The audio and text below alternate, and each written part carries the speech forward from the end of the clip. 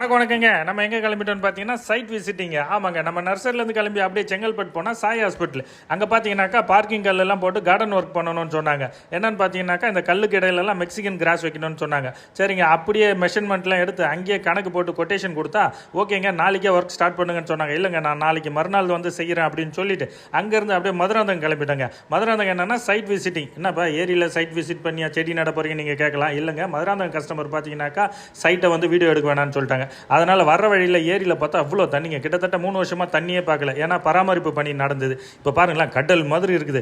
அப்படியே வேடந்தாங்கல் ரூட்டை பிடிச்சி எங்கே போகிறோன்னு பார்த்தீங்கன்னாக்கா நம்ம 3 மாதத்துக்கு முன்னாடி மெயின்டெனன்ஸ் ஒர்க் பண்ண தோட்டங்க. இங்கே பார்த்தீங்கன்னா புல்லு பூண்டு நிறைய முளைச்சிருந்தாலும் நம்ம உரங்கள் வச்ச மரங்கள்லாம் பார்த்தீங்கன்னாக்கா அழகாக புது துளிர்களோட பச்சை பசேல்னு நல்லா செழிப்பாக இருந்துச்சுங்க. ரொம்ப சந்தோஷமாக இருந்துச்சு. அப்படியே அங்கேருந்து எங்கே போகிறோன்னு பார்த்தீங்கன்னாக்கா புது சைட் விசிட்டிங்க. அதாவது வேடந்தாங்கல் பக்கத்தில் கரிக்கிளி. அங்கே போயிட்டு கஸ்டமருக்கு ஒரு 5-6 ஃபோன் பண்ணால் கஸ்டமர் எடுக்கல. இருந்தாலும் இதுதான் சைட்டு அப்படின்ட்டு கேட்டுக்கு வெளியே பார்த்துட்டு அங்கேருந்து வர வழியில் நம்ம நண்பனோட கடையில் ராவாவாக ஒரு டீ அடிச்சுட்டு கிளம்பியாச்சுங்க. நன்றி, வணக்கம்.